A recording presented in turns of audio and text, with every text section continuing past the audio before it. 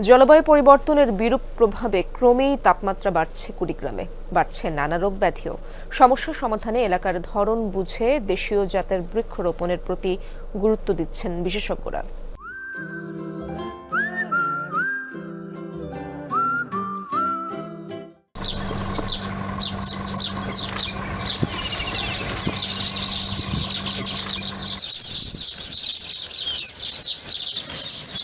একসময় কুড়িগ্রামের এই মহাসড়কের দুধারেই ছিল আম, কাঁঠাল, অর্জুন, শিমুল, কদম সহ অসংখ্য দেশীয় জাতের গাছ। রাস্তা জুড়ে ছিল পাখিদের কলরব। তবে উন্নয়নের জাতাকলে সেসবের কিছুই আর অবশিষ্ট নেই।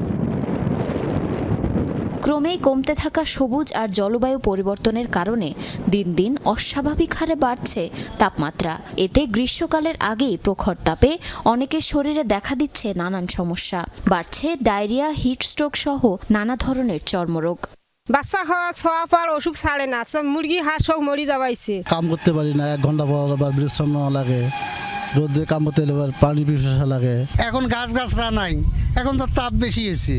পরিবেশের যে একটা ভারসাম্য সেটাও ছিল, কিন্তু ইদানিং এই যে এখন তো কোনো গাছ নাই, মানুষ বসবে কোথায়, আরাম করবে কোথায়? পরিবেশের ভারসাম্য রক্ষায় প্রতিটি অঞ্চলে 25 ভাগ বনভূমি থাকার কথা থাকলেও সেটি নেই কুড়িগ্রামে।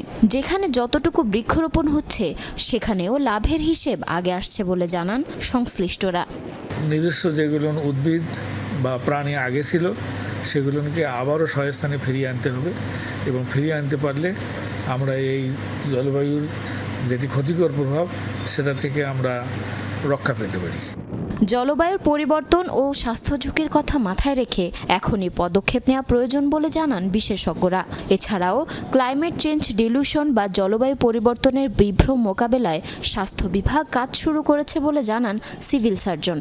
ক্লাইমেট চেঞ্জের কারণে মানসিক স্বাস্থ্যের উপরও কিন্তু প্রভাব বিস্তার করে। তো আমরা বিভিন্নভাবে এই সমস্যাগুলো আমরা প্রতিরোধটাকেই বেশি গুরুত্ব দিচ্ছি। আবহাওয়া ও জলবায়ুর প্রভাব মোকাবেলায় সচেতনতা বৃদ্ধি এবং দেশীয় প্রজাতির বৃক্ষ উৎপাদন ও রোপণ করার উপর জোর দিয়েছেন পরিবেশবিদরা।